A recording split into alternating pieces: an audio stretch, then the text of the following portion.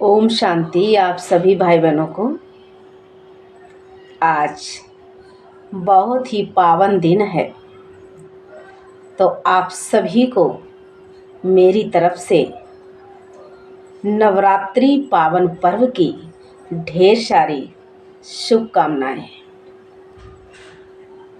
कहते हैं माता रानी जब भी आती है तो ढेर सारी खुशियां हम बच्चों के अंदर जग जाती हैं। माँ का प्यार पाने के लिए माँ शब्द बहुत ही पावन शब्द है। कहते हैं माँ और पुत्र का रिश्ता इस दुनिया में सबसे ऊंचा है। तो अभी माता रानी सबके घरों में विराजमान है। सभी माता रानी की दिल से प्रेम से उनकी सेवा में लगे हैं, उनकी सेवा कर रहे हैं। लेकिन देवी माँ को शिव शक्ति भी कहा गया है। हम उनका श्रृंगार करते हैं, हम उनको सजाते हैं, क्योंकि वो गुणों से सजी सजाई है।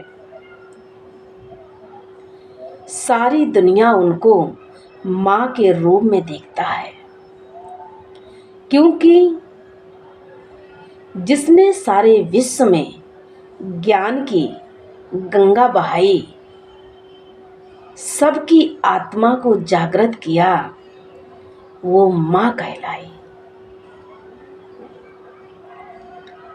तो आज आप सभी से जो माँ के अष्ट शक्तियाँ हैं, तो आज हम उनका वर्णन करेंगे कि वो अष्ट शक्तियाँ हमें कहाँ से प्राप्त हुई, कैसे माँ के अंदर अष्ट शक्तियाँ आईं। देखो, पूजा पाठ करना अच्छी बात है, आप कितनी भी करो, लेकिन बात आकर के वहीं रुक जाती है कर्म में। भगवान हमेशा कहते हैं कि करना अच्छी बात है, कितनी भी भक्ति करो, लेकिन जब तक हम अपने कर्म को चेंज नहीं करेंगे, परमात्मा के गुणों को अपने अंदर धारण नहीं करेंगे, तो हमारा जीवन सफल नहीं होगा। हम माँ की बहुत भक्ति करते हैं दिल से, श्रद्धा से, लेकिन एक बार सोच के देखिए कि माँ के अंदर जो गुण हैं वो कभी हमने अपने अंदर धारण किए? माँ हमसे क्या चाहती है? जो हमें जन्म देती है वो भी हमारी एक माँ ही है। लेकिन जो पुत्र हो या पुत्री, जो माँ बाप की श्रीमत का पालन करता है, उसका जीवन हमेशा महान होता है। उसको कभी दुख नहीं मिल सकता है, क्योंकि माँ की ममता ही ऐसी होती है। माँ सर्वोपरि है। माता पिता को भगवान का दर्जा माना जाता है। कहते हैं परमात्मा के बाद माता पिता है।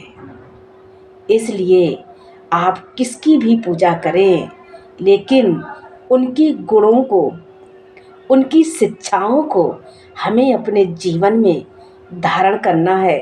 तभी हम सुंदर बनेंगे, तभी हम माँ के पुत्र कहलाने लायक बनेंगे। तो अभी हम आप सभी को बताएंगे अष्ट शक्तियों के बारे में। तो अभी 9 दिन खूब धूमधाम रहेगी। माँ के कीर्तन, भजन, पूजा पाठ, व्रत, जप, तप सभी करेंगे, लेकिन 9 दिन के बाद शांति हो जाएगी। क्योंकि माँ चली जाएगी, ये भाव रखता है। माँ कभी भी जाती नहीं है अपने बच्चों को छोड़ के। कहते हैं परमात्मा भले ही हमसे कितनी दूर रहता है, लेकिन जब भी हम उन्हें याद करते हैं वो हमारे पास होता है। कहा भी गया है कि दुख में सिमरण सब करें, सुख में करे ना कोई। अगर सुख में सिमरण सब करें तो दुख काहे को हुई। भगवान को हम दुख में पुकारते हैं लेकिन सुख में नहीं पुकारते हैं। व्यक्ति भूल जाता है, वो समझता है कि हमारे लिए तो यही स्वर्ग है। धन दौलत मान शान रुतबा के आगे व्यक्ति भूल जाता है कि अब हमें किसी भगवान की ज़रूरत नहीं है। लेकिन अगर वो चाहे तो आपको 1 मिनट में भिखारी बना सकता है और 1 मिनट में राजा बना सकता है। तो अभी आपको बताते हैं और माँ की शक्तियों के बारे में। माँ को हम शिव शक्ति कहते हैं। जो शिव के द्वारा प्रकट हुई उनको शिव शक्ति कहा गया।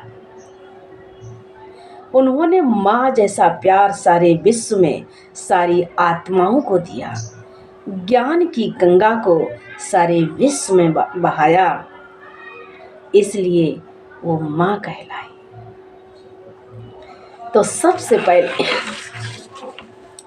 पहली शक्ति है सामना करने की शक्ति। सबसे पहली शक्ति है सामना करने की शक्ति। तो हम आज अपने परिवार से सामना करने लगते हैं, ब्राह्मण परिवार से सामना करने लगते हैं, लेकिन नहीं, परिवार से सामना करके क्या करोगे? रहना तो परिवार में ही है। ब्राह्मण परिवार से सामना करके क्या करोगे? रहना तो बाबा के पास ही है। अगर सामना करना है तो माया से करो, माया से लड़ के दिखाओ, उससे जीत के दिखाओ, तब पता चलेगा। तो बाबा कहते हैं कि अगर सामना करना है तो माया का करो, तब पता चलेगा कि हम कितने, हमारी आत्मा के अंदर ताकत है। ऐसे तो घर परिवार के साथ सभी सामना कर लेते हैं। अगर किसी ने एक जरा सी बात कह दी, अरे वो ऐसे कैसे कह के चला गया, लेकिन ये करना आसान है। हमें माया से लड़ना है, माया से जीतना है। दूसरी शक्ति है सहयोग की शक्ति। सहयोग की शक्ति कहते हैं कि भगवान श्री कृष्ण ने गोवर्धन पर्वत उठाया था, अकेले उठाया था, एक अंगुली पर, लेकिन जब सब ने देखा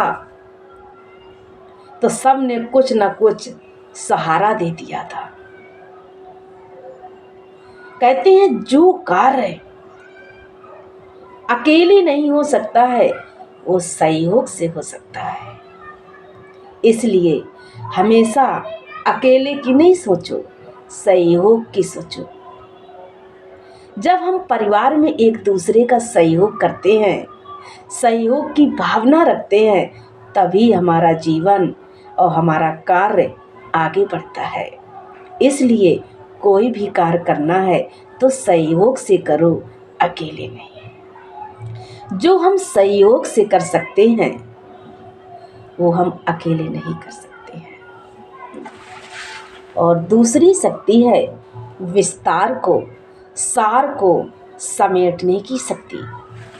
भगवान कहते हैं कि विस्तार में नहीं जाओ, सार में आ जाओ। ज़्यादा विस्तार में जाके क्या करेंगे? हमें एक बात समझना है। जैसे बाबा हमें बहुत सारी बातें बताते हैं, बहुत सारा ज्ञान देते हैं, लेकिन सारी बातें घूम फिर के एक ही जगह पे अटक जाती हैं। कहाँ पर? मैं आत्मा और परमात्मा। बाबा कहते हैं ना कि आत्मा, परमात्मा और ड्रामा। तो इसलिए विस्तार में नहीं जाओ, सार में आ जाओ। समेटने की शक्ति, समेटने की शक्ति कि हमेशा तैयार रहो। जब भी हमें भगवान के घर से पता नहीं कब बुलावा आ जाए, तो बाबा ने कहा कि अपना बिस्तर हमेशा समेट के रखो। पता नहीं कब कहाँ से बुलावा आ जाए। फिर सहन करने की शक्ति, कहते हैं जो व्यक्ति जितना सहन करता है उतना महान बनता है। अभी मान लीजिए परिवार में बहू है, 2 बहुएं हैं। एक बहू सहन करती है हर बात को, माँ की भी, सास ससुर, घर में जो भी व्यक्ति हैं सबकी सहन करती है। एक नहीं सहन करती है।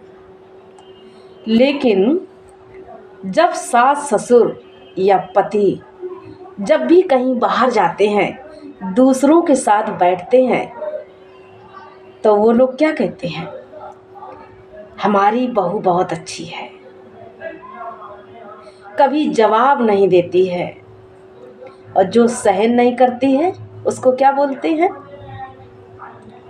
कि वैसे तो ठीक है, अच्छी है, लेकिन जरा जरा सी बातों में झगड़ा कर देती है। तो महान कौन हुआ? जिसने सहन किया।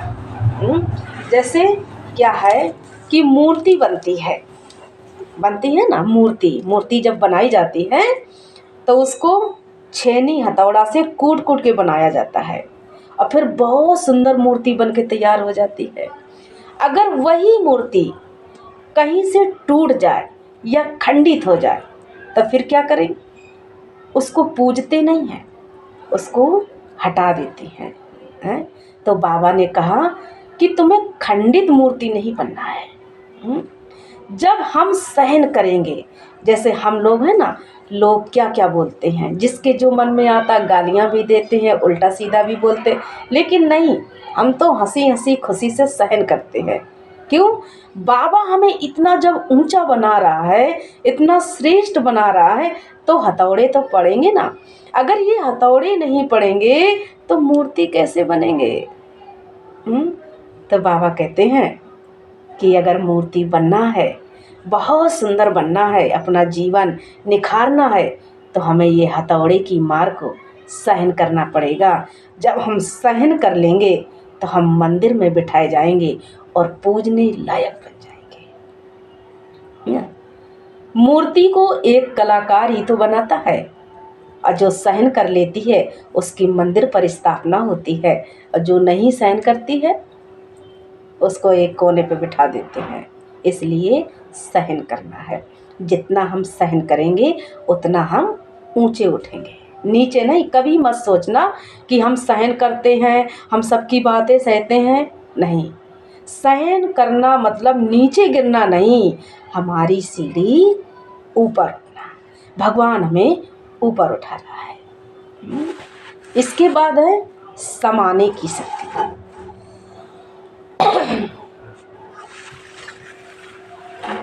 समाने की शक्ति मतलब जैसे